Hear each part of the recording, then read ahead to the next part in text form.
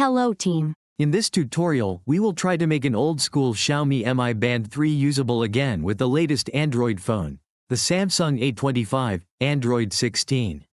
Step 1. Find device. Find your Xiaomi Mi Band 3 device and charging cable. Step 2. Charge device. Put your Xiaomi Mi Band 3 device on charge. We need to fully charge it. Step 3. Install Zepp Life application. Install the Zepp Life app from the Google Play Store on your phone. We'll need it to pair your Xiaomi Mi Band 3. Step 4. Launch the app and authenticate. Open the app on your Android device, then log in or sign up. In my case, I logged in using an existing Google account.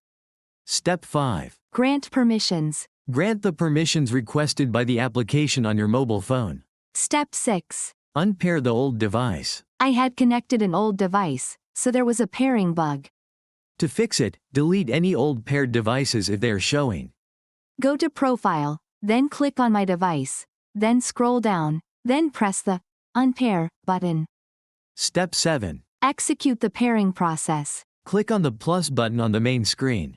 Then click on Band in the Select Device to Pair window, then agree to the information process.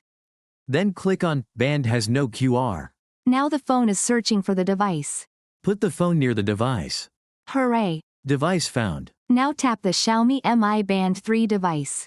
Perfect. The device is paired. Awesome. Our old school device is fully functional. Well done.